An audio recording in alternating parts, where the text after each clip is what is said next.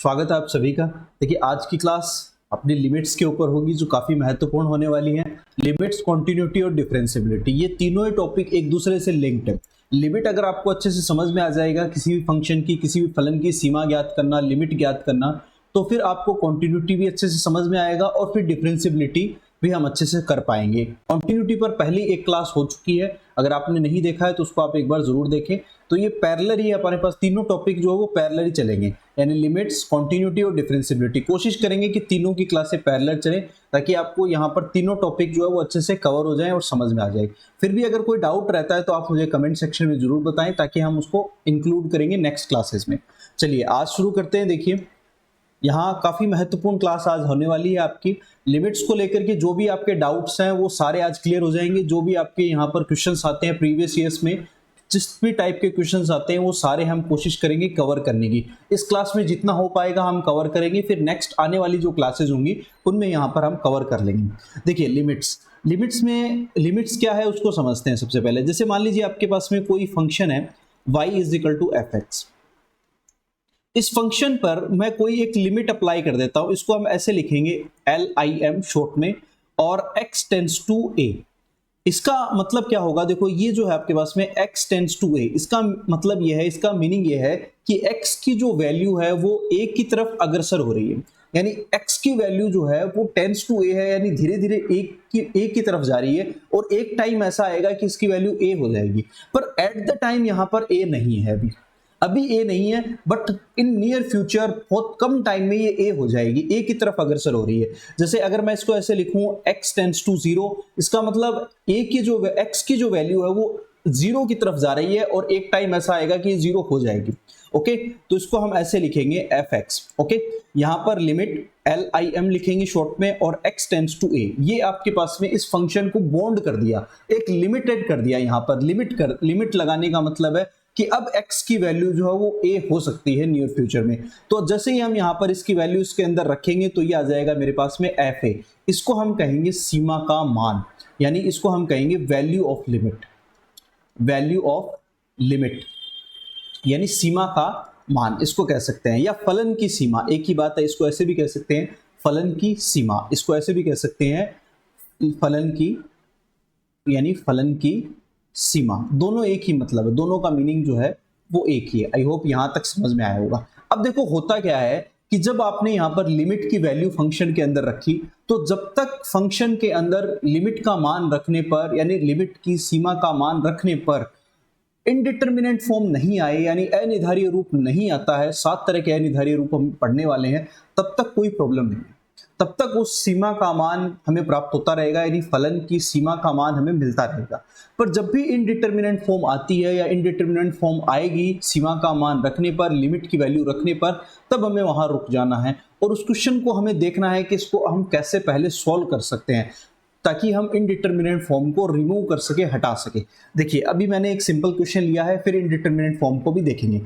Question क्या है आपके पास में, यहाँ देखेंगे छोटा सा मैंने एक क्वेश्चन लिया है समझाने के लिए कि लिमिट का मान हम कैसे ज्ञात कर सकते हैं, वो देखने के लिए कि लिमिट x टेंड्स टू 1, आपके पास में क्वेश्चन है लिमिट x टेंड्स टू 1 है, और यहाँ आपको दे रखा है log x upon x plus 1। तो जैसे ही आप यहाँ पर इसका मान रखेंगे तो आपके पास में आएगा log 1 और अपॉन 2 आ जाएगा। तो log 1 की वैल्यू होती है 0 और अपॉन 2 है तो इज इक्वल टू 0। तो 0 आपके पास में यहाँ पर वैल्यू आ रही है, आंसर आ रहा है, कोई इशू नहीं है। तो यहाँ ऑप्शन चेक करेंगे कौन सा ऑप्शन है, ऑप्शन ए आपका राइट है, बी नहीं है, सी नहीं है और डी नहीं है। तो ऑप्शन क्या होगा आपके पास में, ए आपका आंसर आ जाएगा। इजी क्वेश्चन है, आराम से हम कर सकते हैं। अब ये तब तक है जब तक कि आपका इनडिटर्मिनेंट फॉर्म नहीं बन जाता है। देखिए आगे चलते हैं और समझते हैं डिटेल से। देखिए अगला ही अपना टॉपिक भी यही है, अनिर्धारीय रूप या इनडिटर्मिनेंट फॉर्म। इनडिटर्मिनेंट फॉर्म क्या है इसको समझेंगे। देखिए 7 तरह की इनडिटर्मिनेंट फॉर्म है, उससे हमें बचना है, यानी उनको रिमूव करना है अगर वो बन जाती है। रिमूव करने के क्या क्या मेथड है उनको भी हम पढ़ने वाले हैं। देखिए पहला है आपके पास में इनफाइनाइट बाय इनफाइनाइट, यानी अगर आपके पास में दो फलन इस तरह से है कि एक अंश और हर के रूप में आ रहे हैं, यानी न्यूमिनेटर और डिनोमिनेटर फॉर्म में है, लिमिट का मान रखने पर, यानी आपके पास में ये लिमिट मान लो इस तरह से है x tends to a fx upon gx। जैसे ही आपने यहाँ पर लिमिट का मान रखा तो आपके पास में इनफाइनाइट बाय इनफाइनाइट बन गया या 0 बाय 0 बन गया। तो आपके पास में ये दोनों ही इनडिटरमिनेट फॉर्म है। इनको रिमूव करने के मेथड हम पढ़ेंगे, पहले आप इनडिटरमिनेट फॉर्म समझ लो सिर्फ। तो दो तो इनडिटरमिनेट फॉर्म ये हो गई आपके पास में, एक 0 इंटू इनफाइनाइट आ जाए, ये भी इनडिटरमिनेट फॉर्म है। इसके बाद में इनफाइनाइट माइनस इनफाइनाइट आ जाए, या फिर 1 टू पावर आपके पास इनफाइनाइट आ जाए, 1 टू पावर इनफाइनाइट आ जाए, ये भी इनडिटरमिनेट फॉर्म है। या फिर आपके पास में 0 टू पावर 0 आ जाए, या इनफाइनाइट टू पावर 0 आ जाए। ये आपके पास में 7 तरह के इनडिटरमिनेट फॉर्म है, इन्हें हमें याद रखना है। देखो, यानी इनफाइनाइट बाय इनफाइनाइट, 0 बाय 0 आ जाए, 0 इंटू इनफाइनाइट आ जाए, इनफाइनाइट माइनस इनफाइनाइट आ जाए, 1 की पावर इनफाइनाइट आ जाए, या फिर आपके पास में 0 की पावर 0 आ जाए, या इनफाइनाइट की पावर 0 आ जाए। ये 7 तरह के इनडिटरमिनेट फॉर्म है, इनसे हमें यहाँ पर बचना है, सावधान रहना है। ठीक है, ये समझ लो। जब भी ये बन जाए तो आपको वहां पर रुक जाना है और सोचना है कि इस क्वेश्चन को हम कैसे सॉल्व कर सकते हैं। तो पहले उसके लिए अलग अलग मेथड है, वो हम पढ़ने वाले हैं। ठीक है, चलिए देखिए, ये इनडिटरमिनेट फॉर्म याद रखनी है, जब भी ये बनेगी वहां एक बार आपको सावधान हो जाना है। ठीक है, चलिए LHS और RHS को ज्ञात करने की विधि, अब यहाँ भी इसको भी समझते चलते हैं क्या है ये। LHS और RHS को ज्ञात करने की क्या विधि है, देखिए, जब कोई फंक्शन आपको दिया गया है, जैसे मान लीजिए आपके पास में एक फंक्शन है और उस पर एक लिमिट दी गई है टेंड्स टू a fx, तो यहाँ पर हम दो तरह की यहाँ पर हम फंक्शन ज्ञात करेंगे। जैसे देखो, मान लो एक ग्राफ से हम समझते हैं इसको, कि मेरे पास में एक ग्राफ है, ये x एक्सिस है और ये y एक्सिस है। एक ग्राफ है इस तरह का, मान लो एक ग्राफ बन रहा है, यहाँ पर आपके पास में x is equal to a है और इस पर जो फलन का मान होगा वो fa होगा, यानी फंक्शन की वैल्यू होगी वो fa होगी, सीधी सी बात है। इसके बाद में हम यहाँ पर इसका एक नेबरहुड पॉइंट लेते हैं, नेबरहुड पॉइंट, इसके बाद में एक पॉइंट लेते हैं जो क्या होगा, a प्लस h होगा, यानी h एक बहुत छोटी क्वांटिटी है जो मैंने इसमें ऐड की। जैसे मान लो x इज इक्वल टू 1 है तो इसके बाद का पॉइंट मान लो 1.1 होगा सपोज।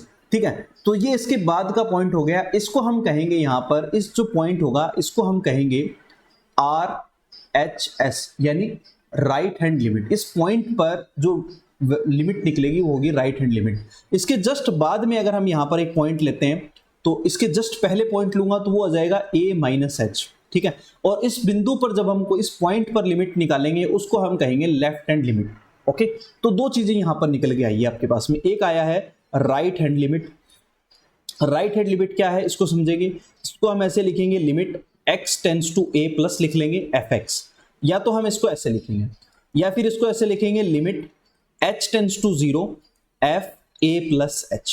ये आपके पास में देखो राइट हैंड लिमिट है, यानी a के बाद का बिंदु है, a के बाद का बिंदु है, a के बाद का पॉइंट है, इसको हम लिखेंगे a प्लस h से, इसको RHL लिखेंगे, यानी राइट हैंड लिमिट। ओके, इसको याद रखना है। दूसरा आपके पास में left hand limit, left hand limit को हम ऐसे लिखेंगे, limit x tends to a minus से लिखेंगे और fx लिखेंगे, यानी इसको हम लिखेंगे limit h tends to 0 f a minus h, इस तरह से लिखेंगे। तो ये राइट हैंड लिमिट और लेफ्ट हैंड लिमिट दोनों का मान हम इस तरह से ज्ञात करेंगे। दोनों का मान, जैसे ये समीकरण 1 आ जाएगा, ये समीकरण 2 मान लीजिए, तो राइट हैंड लिमिट और लेफ्ट हैंड लिमिट दोनों का मान क्या होना चाहिए, बराबर होना चाहिए आपके पास में। अगर राइट हैंड लिमिट और लेफ्ट हैंड लिमिट दोनों का मान अगर बराबर नहीं आ रहा तो इसका मतलब सीमा विद्यमान नहीं है।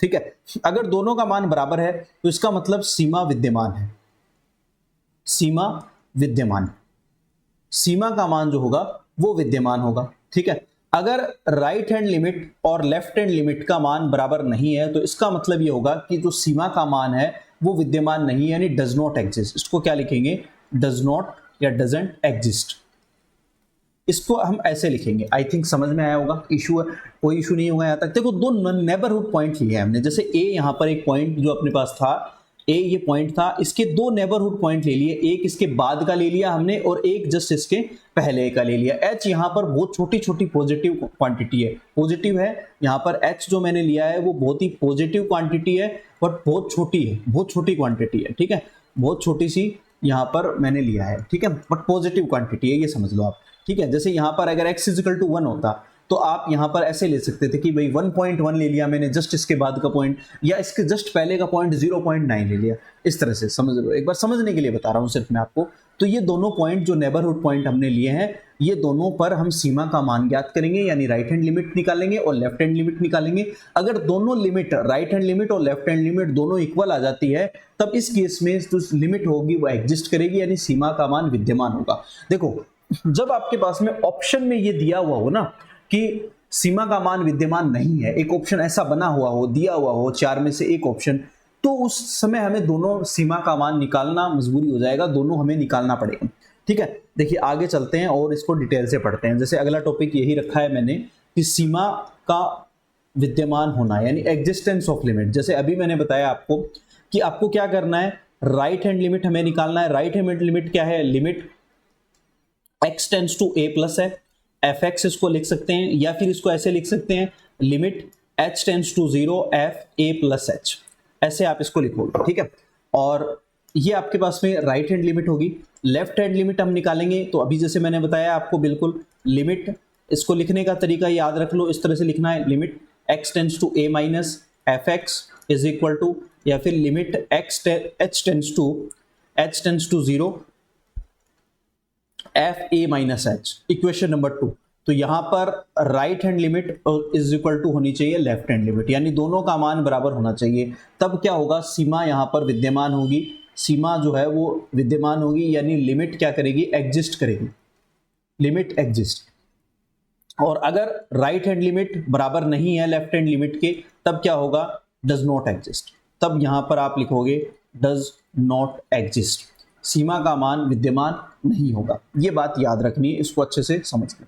फिर उसके बाद में देखो आगे भी यही मैंने लिखा हुआ है नोट्स में, तो आप नोट्स भी साथ में बनाते चले। मैंने आपकी सहूलियत के लिए नोट्स लिए हैं साथ में, इनको मैं टेलीग्राम जो चैनल है अपना, उस पर भी मैं प्रोवाइड करवा दूंगा, मैं जो आपकी पीडीएफ है वो सेंड कर दूंगा। तो अगर आप उससे नहीं जुड़े हुए हैं तो आप उससे ज़रूर जुड़ जाइए, डिस्क्रिप्शन में उसका लिंक है, उससे जुड़ जाइए। ठीक है, ताकि आपको जो भी कंटेंट मिलने वाला है वो सारा आपको मिल जाए, नोट्स आपको पीडीएफ में मिल जाए, और साथ में जो क्लासेज हैं रेगुलर वो भी आपको मिल जाए। ठीक है, चलिए, सीमा का मान विद्यमान नहीं होना, जैसे मैं आपको एक्सप्लेन कर चुका हूं पहले से ही कि सीमा का मान विद्यमान कब नहीं होगा, जब आपके पास में राइट हैंड लिमिट और लेफ्ट हैंड लिमिट दोनों का मान अगर बराबर नहीं है तो सीमा का मान विद्यमान यहां पर नहीं होगा। वही यहां पर लिखा गया है फलन, देखो यहां पर एफ एक्स है, x इजिकल टू a पर निम्न स्थितियों में विद्यमान नहीं होगा, अगर यहां पर आपके पास में दोनों सीमा का मान, या तो कोई भी एक सीमा विद्यमान ही नहीं हो, कोई भी एक लिमिट एग्जिस्ट ही नहीं करे, या फिर दोनों का मान बराबर नहीं हो। दो कंडीशन यहाँ पर आ गई है अपने पास में कि या तो आपके पास में जैसे राइट हैंड लिमिट और लेफ्ट हैंड लिमिट की वैल्यू ही नहीं निकले, एग्जिस्ट ही नहीं करे, ठीक है, ये कंडीशन हो जाए, या फिर आपके पास में यानी जो आपने राइट हैंड लिमिट निकाली है limit h tends to 0 f a plus h, अगर या तो ये फिर ये एग्जिस्ट ही नहीं करे, या फिर इन दोनों के मान जो है वो बराबर नहीं हो, यानी इन दोनों के मान बराबर नहीं हो, limit h tends to 0 f a minus h, ये दोनों ही केस आपके पास में, दो तरह के केस जो है वो वैलिड होंगे। इनको आपको याद रख लेना है, आसान सी बात है, आसान शब्दों में मैंने यहाँ पर मेंशन की है, लिखी है। ओके, चलिए अब क्वेश्चन देखते हैं। कुछ क्वेश्चन देखेंगे तो ये जो प्रारंभिक स्थिति है, जो इनिशियल कंडीशन है, वो आपके पास क्लियर हो जाएगी। ठीक है, फिर उसके बाद में हम आगे जैसे जैसे लेवल बढ़ेगा क्वेश्चंस का, और अनिर्धारित रूप जो हमने इनडिटरमिनेंट फॉर्म पढ़ी है वो जैसे जैसे आएंगे उनको हम समझते हुए चलेंगे। देखिए अब मैंने यहाँ पर देखो एक सिंपल सा क्वेश्चन लिया है आपको समझने के लिए, कि यहाँ आपको देखो क्या दे रखा है कि limit x tends to 2 modulus of x minus 2 और अपॉन यहाँ पर x माइनस 2 दे रखा है। ऑप्शन में देखो यहाँ पर ये दे रखा है विद्यमान नहीं है। तो अब जब भी ये कंडीशन आ जाए विद्यमान नहीं है या एग्जिस्ट नहीं है, डज नॉट एग्जिस्ट है, तब आपको राइट हैंड लिमिट और लेफ्ट हैंड लिमिट दोनों निकालनी पड़ेगी। तो जो आपको सबसे पहले फलन दे रखा है इसका आप यहाँ पर पहले इसको सॉल्व करो। तो ये कंडीशन आपको दे रखी है x माइनस 2, इसके हम यहाँ पर दो यहाँ पर कथन बनाएंगे। क्या कथन बनेगा, एक तो 1 आएगा, 1 कब आएगा, जब x की वैल्यू जो है वो ग्रेटर देन 2 है, यानी ग्रेटर देन 2 है तब ये पॉजिटिव आएगा। दूसरी कंडीशन आ जाएगी -1 आएगा व्हेन x इज यहाँ पर लेस देन 2 है। ये कंडीशन दो यहाँ पर बनने वाली है। ठीक है, ऊपर वाली कंडीशन सिर्फ न्यूमिनेटर को देखिए आप एक बार, डिनोमिनेटर को देखने की जरूरत नहीं है, सिर्फ न्यूमिनेटर को देखिए। तो यहाँ पर जो आपके पास में राइट हैंड हम लिमिट निकालेंगे उसका मान आएगा +1, और जब हम लेफ्ट हैंड लिमिट निकालेंगे तो उसका मान आएगा -1, यानी दोनों बराबर नहीं है आपके पास में, राइट हैंड लिमिट और does not equal left hand limit, दोनों का मान बराबर नहीं आया है, इसलिए जो यहाँ पर आपके पास में सीमा का मान विद्यमान नहीं होगा। हम इसको लिखेंगे डज नॉट एग्जिस्ट। क्या लिखेंगे, डज नॉट एग्जिस्ट, विद्यमान नहीं, ये आपका आंसर आएगा। ओके, इजी, आराम से हम कर सकते हैं। जैसे अगला क्वेश्चन देखिए, बिल्कुल इसी तरह से आप इसको आराम से समझ सकते हैं। अब की बार यहाँ पर ग्रेटेस्ट इंटीजर फंक्शन लिया है। देखो ये जो फंक्शंस है इसकी मैं पहले क्लास में करवा चुका हूँ, फंक्शंस की क्लास में, तो इसको आप एक बार जरूर देख लें, एक बार चेकआउट जरूर कर लें, अगर कोई डाउट हो तो आप उसका क्लियर हो जाएगा। यानी modulus function, greatest integer function, smallest integer function, फिर उसके बाद में अलावा जो आपके पास सिग्नम फंक्शन है, और ये सारे टॉपिक्स जो है वो मैं अच्छे से करवा चुका हूँ। उनके डोमेन रेंज हम अच्छे से देख चुके हैं, ग्राफ अच्छे से देख चुके हैं। तो इनको एक बार आप जरूर चेकआउट करें, आप कोई डाउट हो तो उसको आप क्लियर हो जाएगा, ठीक है, ताकि बीच बीच में जब ये आएंगे तो हमें पता हो कि भाई ग्रेटेस्ट इंटीजर फंक्शन कौन सा होता है।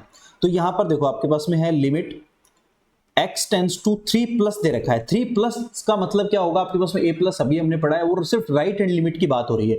और यहाँ पर आपके पास में है इस तरह से ग्रेटेस्ट इंटीजर फंक्शन है, और ग्रेटेस्ट इंटीजर फंक्शन की डेफिनेशन होती है लेस देन इक्वल x, ये याद रखना। यहाँ पर हम रखेंगे तो सिर्फ यहाँ पर बात किसकी हो रही है, ये सिर्फ बात हो रही है राइट हैंड लिमिट की। तो राइट हैंड लिमिट में यहाँ पर हम वैल्यू रखेंगे तो आपके पास में सीधा ही 3 आ जाएगा, ऑप्शन कोई इशू नहीं है, तो आंसर आ जाएगा बी, ठीक है, ये आपका आंसर रहेगा, क्योंकि सिर्फ राइट हैंड लिमिट की बात हो रही है यहाँ पर। अगर सिर्फ लिमिट की बात होती तो हमें राइट हैंड लिमिट और लेफ्ट हैंड लिमिट दोनों निकालनी पड़ती, और वो यहाँ पर दोनों बराबर नहीं होती। एक बार यहाँ पर प्लस में वैल्यू आती और एक बार यहाँ पर आपके पास में वैल्यू 2 आ जाती, क्योंकि h माइनस करते हैं हम, तो इसकी डेफिनेशन के अकॉर्डिंग आपके पास में लेफ्ट हैंड लिमिट निकालते तो आपके पास में 2 वैल्यू आती, ठीक है, तो वो यहाँ पर एग्जिस्ट नहीं करती। तब आपके पास में ऑप्शन कौन सा होता है, डी होता है, ठीक है। बट अब यहाँ पर ऑप्शन आपके पास में बी आएगा, ओके, ये थोड़ा सा ध्यान रखते हुए चलना है, अदरवाइज गलती हो जाएगी। ऑप्शन हम जल्दबाजी में ये कर देंगे देख करके ये होगा, नहीं ऐसा नहीं है, ठीक है। चलिए आगे वाला देखते हैं। देखो बिल्कुल इसी तरह का क्वेश्चन है नेक्स्ट भी, जो मैंने यहाँ पर लिया है समझाने के लिए ही, कि लिमिट यहाँ पर दे रखी है आपको, लिमिट है और x टेंस टू 2 माइनस दे रखा है। 2 माइनस का मतलब यहाँ पर आपके पास में क्या आ गया, लेफ्ट हैंड लिमिट की बात हो रही है, इसको समझेंगे। तो लेफ्ट हैंड लिमिट उसको कैसे लिखेंगे, देखो यहां पर हम लेफ्ट हैंड लिमिट को कैसे लिखते हैं, लिमिट h टेंस टू 0 हम ऐसे लिखेंगे, और यह आएगा आपके पास में f a माइनस h, ऐसे लिखा जाएगा। तो लिमिट h टेंस टू 0 और a की वैल्यू यहां पर 2 है, तो इसको लिखूंगा मैं f 2 माइनस h लिखने वाला हूं। तो यहां लिमिट h टेंस टू 0 और यहां पर आप फंक्शन में आप रख दो, इसका मान क्या आ जाएगा, 2 माइनस h। जब 2 में आप एक छोटी क्वांटिटी को माइनस करोगे तो हो सकता है वो 1.9 हो जाए, है ना। और जो आपके पास में ग्रेटेस्ट इंटीजर है उसकी डेफिनेशन होती है लेस देन इक्वल x, यानी इससे कम वैल्यू हमें लेनी है, तो इसका मान आएगा आपके पास में 1 आएगा, ओके। 1 ऑप्शन कौन सा है, सी ऑप्शन आपका राइट आंसर है, तो आंसर आएगा सी। ये समझने वाली बात थी। देखो यहाँ पर अगर ये आप नहीं समझोगे तो आप गलत कर बैठोगे, या तो 2 लिख दोगे जल्दबाजी में, या फिर डी ऑप्शन कर दोगे, विद्यमान नहीं है तो विद्यमान है यहाँ पर, क्योंकि सिर्फ लेफ्ट हैंड लिमिट पूछी गई है यहाँ पर। अगर दोनों लिमिट का मान निकालते तो बराबर नहीं आता यहाँ पर, और उस केस में आप यहाँ पर ऑप्शन डी करते, इसको समझ लीजिए। क्योंकि कई बार क्या होता है, ऑप्शन ये क्लोज ऑप्शन आए हुए हैं और एग्जाम में ये कंफ्यूजन क्रिएट करते हैं। कई एग्जाम में वैसे ही बहुत प्रेशर होता है, हम जब एग्जाम दे रहे होते हैं तो वैसे ही टाइम का प्रेशर होता है और एक्यूरेसी का प्रेशर होता है कि हमें एक्यूरेसी भी रखनी है और साथ में टाइम को भी मेंटेन करना है, ठीक है। तो ये इस तरह से हम कई बार गलती कर जाते हैं, तो ये छोटी छोटी बातें हमें ध्यान रखनी है। चलिए नेक्स्ट क्वेश्चन है आपका यहाँ पर, यहाँ अगला क्वेश्चन दे रखा है आपको, निम्न में से कौन सी सीमा विद्यमान है। तो 4 ऑप्शन आपको दे रखे हैं, चारों को देखना है कि कौन सा आपको विद्यमान है और कौन सा नहीं है। तो 1 बाय 1 चेक करना पड़ेगा। ऐसा क्वेश्चन जब आ जाता है आपके पास में तो आप सबको चेक करना पड़ेगा, आपके पास और कोई ऑप्शन नहीं है। तो पहले को देखो चेक करेंगे, तो यहां पर देखो आपके पास में क्या आएगा, एक्स स्क्वायर है, 1/x² है। तो 1/x² जब हम लिखेंगे तो यहां पर क्या आएगा आपके पास में 1/0 बनेगा। देखो राइट हैंड लिमिट निकालेंगे हम, एक निकाल के दिखाता हूं आपको, लिमिट h टेंस टू 0। अब यहां पर आप लिखोगे f a प्लस h लिखोगे, और यहां पर आपको दे रखा है a की वैल्यू भी 0 ही है, तो इसको हम लिखेंगे h tends to 0 f h लिख लेंगे यहां पर, और ये आ जाएगा आपके पास में लिमिट h टेंस टू 0 और 1/h² आ जाएगा, तो ये आएगा इनफाइनाइट।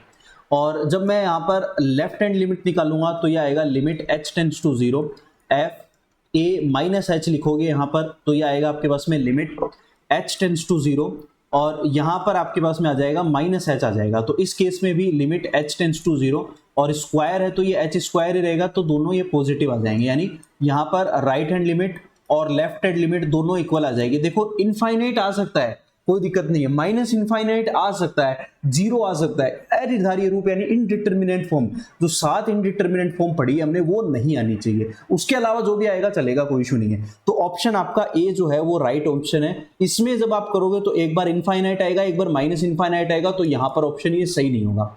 इसमें भी ऐसे ही होगा, यहाँ पर जब आप 10 π/2 रखोगे तो एक बार इनफाइनाइट आएगा और एक बार माइनस इनफाइनाइट आएगा, तो ये भी राइट आंसर नहीं होगा। यहां पर भी जब आप रखोगे तो 2 की पावर इनफाइनाइट आएगा और एक बार 2 की पावर माइनस इनफाइनाइट आएगा, तो ये भी राइट ऑप्शन नहीं है। तो राइट ऑप्शन आपके पास में ए आएगा, तो आंसर आ जाएगा आपके पास में ए आ जाएगा। ओके, ये आपका राइट आंसर होगा। ओके, चेकआउट कर लो एक बार, स्क्रीनशॉट ले।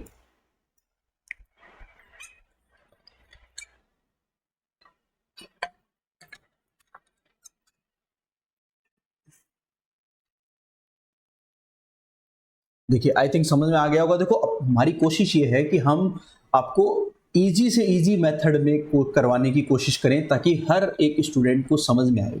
ठीक है, जल्दबाजी करने की कोई जरूरत नहीं है। कुछ स्टूडेंट्स जो है वो मुझे कमेंट करते रहते हैं कि सर ये आप बहुत धीरे पढ़ा रहे हो या बहुत इजी मेथड ले रहे हो आप, यानी बहुत इजी क्वेश्चन ले रहे हो।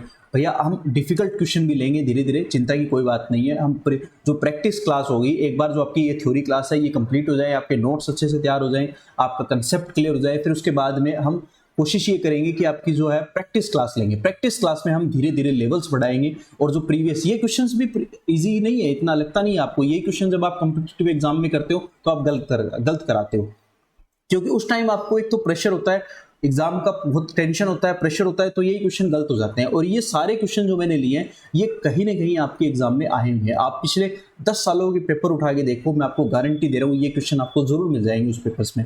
ठीक है, जो प्रीवियस ईयर्स के पेपर में आए हुए हैं, क्योंकि मैंने वहीं से उठाए हैं ये क्वेश्चन, अलग से नहीं लेके आया मैं, कोई मैंने खुद ने नहीं बनाया ये क्वेश्चन। मैं आपको क्लियर कर देता हूँ, आपके जो प्रीवियस ईयर्स के क्वेश्चन है वही मैं करवा रहा हूँ यहाँ पर। चलिए नेक्स्ट देखेंगे। देखिए अगला आपको कुछ यहाँ पर इंपॉर्टेंट थ्योरम्स है, उनको हम स्टडी करेंगे जो बहुत ही इजी है। देखिए जब आपके पास में दो फंक्शन है, मैं एक बार मान लेता हूं कि एक फंक्शन मान लो आपके पास में ये limit x tends to a fx है, और एक है आपके पास में इसी लिमिट के ऊपर है limit x tends to a gx। Limit दोनों की चेंज नहीं है, लिमिट दोनों की एक है। ठीक है, इन दोनों को हम ऐड करके लिख देंगे तो कोई फर्क नहीं पड़ने वाला है। Limit x tends to a fx और plus limit x tends to a gx, तो इन दोनों पर हम एक साथ लिमिट अप्लाई कर सकते हैं और अलग अलग भी कर सकते हैं, एक ही बात है। यानी limit x tends to a fx और प्लस gx, इस तरह से हम इसको एक साथ लिख सकते हैं। अगर माइनस है तो माइनस आ जाएगा, कोई इशू नहीं है। ठीक है, अगर आपके पास में इस तरह से दे रखा हो limit x tends to a fx into gx आपको दे रखा है, दो फंक्शन अगर मल्टीप्लाई में है तो दोनों पर हम अलग अलग लिमिट अप्लाई कर सकते हैं। Limit x tends to a fx आप लिख सकते हो into limit x tends to a gx आप लिख सकते हो, कोई इशू नहीं है। दोनों की हम अलग अलग लिमिट यहाँ पर अप्लाई कर सकते हैं। सिमिलरली अगर आपके पास में limit x tends to a fx upon gx आपको दे रखा है, तो भी आप इसको अलग अलग लिमिट अप्लाई कर सकते हो। यानी न्यूमिनेटर पे अलग लिमिट अप्लाई कर सकते हो और डिनोमिनेटर पे अलग लिमिट अप्लाई कर सकते हो। यानी अंश और हर दोनों पे हम अलग अलग लिमिट सेपरेट अप्लाई कर सकते हैं। Limit x tends to a fx और अपॉन में आ जाएगा आपके पास में limit x tends to a gx। बस एक बात यहाँ पर ध्यान रखना है कि इसका मान जो है वो 0 नहीं होना चाहिए, ये बात आपको यहाँ ध्यान रखनी है, बस इतनी सी बात है। इसी तरह से अगर आपके पास में limit x tends to a, अगर आपके पास एक फंक्शन fx है और उसके ऊपर पावर पे अगर gx फंक्शन है, तब भी हम लिमिट अलग अलग सेपरेट अप्लाई कर सकते हैं। Limit x tends to a fx पर लिमिट अप्लाई हो जाएगी और limit x tends to a gx पर अलग से हम लिमिट अप्लाई कर सकते हैं। देखो ये सब मैंने यहाँ पर कंसेप्ट करवाए हैं, ये देखो नोट्स मैंने बना रखे हैं, तो आप भी इसी तरह से आप अपने नोट्स बना ले ताकि आप बार बार इनको पढ़ो, याद करो, ताकि ये फॉर्मूले जो है वो अच्छे से याद हो जाए, ताकि क्वेश्चन जब हम करें एग्जाम में, हम क्वेश्चन करें तो हमें प्रॉब्लम नहीं आए। कई बार क्या होता है कि क्वेश्चन हम बहुत बार कर चुके हैं, प्रैक्टिस कर चुके हैं, पर कई बार हम क्या होता है कि फॉर्मूला अप्लाई करते टाइम उसको भूल जाते हैं। भूल जाने का मतलब होता है कई बार कंफ्यूज हो जाते हैं, फॉर्मूले बहुत ज्यादा है, ठीक है, तो भूल जाते हैं हम, कई बार प्लस माइनस की गलती कर देते हैं, तो ऐसा नहीं हो, तो इसलिए आप उनकी प्रैक्टिस करो। चलिए नेक्स्ट चलते हैं। देखो आगे देखो, अब यहां पर जैसे कि मैंने अभी आपको थोड़ी देर पहले बताया था कि अभी थोड़ी देर पहले हमने डिस्कस किया था कि हमने अभी थोड़ी देर पहले 7 तरह के इनडिटर्मिनेंट फॉर्म पढ़े हैं। इनडिटर्मिनेंट फॉर्म जो हमने पढ़े हैं, यानी अनिर्धारीय रूप, उन अनिर्धारीय रूप जब भी अपने पास बनेगा तो वहां हमें सावधान हो जाना है, यानी वहां पर हमें रुक जाना है और उस क्वेश्चन को हमें यह देखना है कि किस तरह से हम क्वेश्चन को सॉल्व कर सकते हैं। ठीक है, एक बार इस बात को हमें देखना है कि क्वेश्चन को हम किस तरह से हम सॉल्व कर सकते हैं। तो इनडिटर्मिनेंट फॉर्म कौन सी थी अपने पास में? 0 by 0, infinite by infinite, infinite into zero, फिर उसके बाद में infinite minus infinite, zero 1 to power infinite, और आपके पास में थी यहाँ पर 0 to power 0, infinite to power 0। ये 7 तरह की इनडिटर्मिनेंट फॉर्म जब अपने पास में बनेगी तब हमें क्वेश्चन में थोड़ा सावधानी बरतनी है, और क्वेश्चन अब यहाँ पर अपने पास सीधे लिमिट रखने पर नहीं होगा, तब हम अलग अलग विधियां अपनाएंगे, और अपने पास में मोस्टली 3 तरह की विधियां हैं जो हम पढ़ेंगे। एक विधि है जिसको हम कहते हैं सरलीकरण, सरलीकरण विधि, सरलीकरण विधि यानी सिंप्लीफिकेशन, सिंप्लीफिकेशन मेथड, सिंप्लीफिकेशन यानी क्वेश्चन को हम कैसे सिंप्लीफाई कर सकते हैं। दूसरा मेथड है अपने पास में जिसको हम कहते हैं परिमेयकरण, परिमेयकरण, परिमेयकरण विधि यानी इसको हम कहते हैं रैशनलाइजेशन मेथड, यहां पर इसको हम कहेंगे यहां पर रैशनलाइजेशन मेथड, रैशनलाइजेशन मेथड इसको हम कहेंगे, ठीक है। तीसरा आपके पास में आती है यहां पर विस्तार विधि, विस्तार विधि, विस्तार विधि क्या होगी आपके पास में, जब क्वेश्चन इन दोनों से भी सॉल्व नहीं हो रहा हो तो हम क्या करेंगे, उसका विस्तार कर देंगे, एक्सटेंशन कर देंगे, ठीक है। एक्सप्रेशन विधि इसको कह सकते हैं, एक्सटेंशन या एक्सप्रेशन, एक्सप्रेशन मेथड, ठीक है। जैसे साइन एक्स का हम एक्सप्रेशन कर देंगे, कोस एक्स का कर देंगे, e to the power x का, log 1 प्लस एक्स का, ये सारे हम पढ़ने वाले हैं अभी डिटेल से। नंबर 4, अगर इन तीनों से भी काम नहीं चले तो हम पढ़ेंगे फिर L hospital rule, L hospital rule, L hospital rule हम पढ़ने वाले हैं, एल हॉस्पिटल रूल। ये 4 विधियां हैं, अगर ये 4 विधियों से हम पढ़ेंगे, इसमें सिर्फ आपको 0 बाय 0 और इनफाइनाइट बाय इनफाइनाइट को ही हम सॉल्व कर सकते हैं, ठीक है। तो ये 4 विधियां हम डिटेल से पढ़ने वाले हैं, और जब भी आपके पास में इनडिटर्मिनेंट मेथड, इनडिटर्मिनेंट फॉर्म बनेगी तो इन 4 विधियों का हम प्रयोग करके क्या करेंगे, इन 4 विधियों का हम प्रयोग करके क्वेश्चन को सॉल्व करेंगे। चलिए देखो क्वेश्चन देखते हैं 1 बाय 1 और उनको सॉल्व करते हैं। कुछ क्वेश्चन अब यहाँ हम कर पाएंगे, कुछ क्वेश्चन हम अगली क्लास में करेंगे क्योंकि बहुत ज़्यादा बड़ी क्लास हो जाएगी फिर।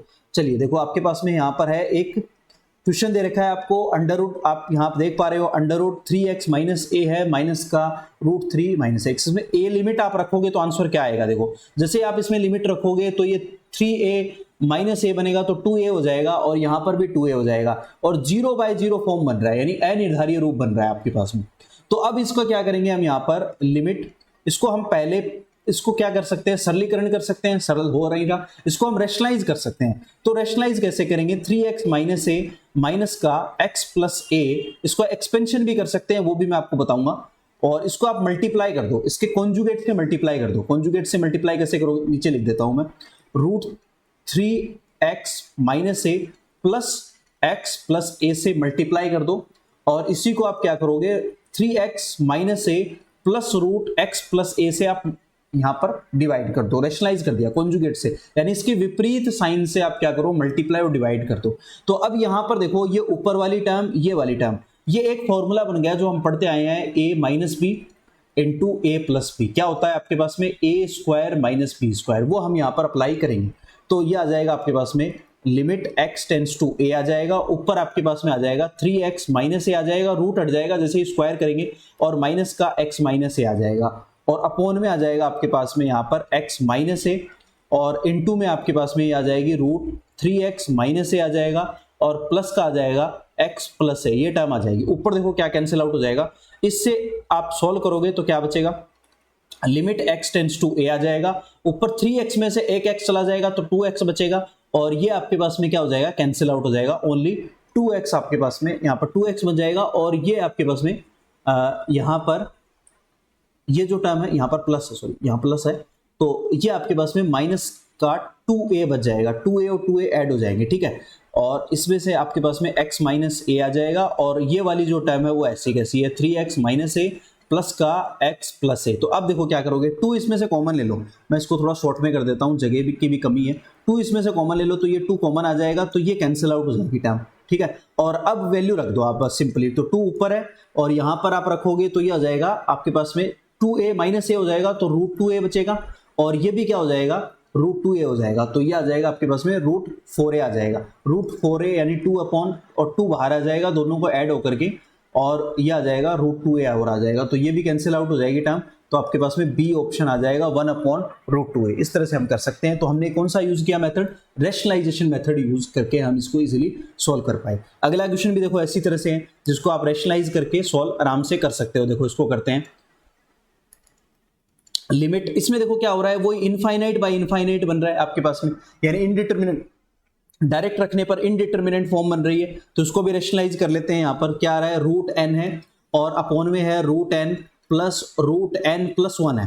तो इसको आप कॉन्जुगेट से मल्टीप्लाई कर लो, √n माइनस का √n+1 और अपॉन में आ जाएगा आपके पास में √n और यह आ जाएगा आपके पास में माइनस का √n+1, ये टर्म आ जाएगी। तो लिमिट n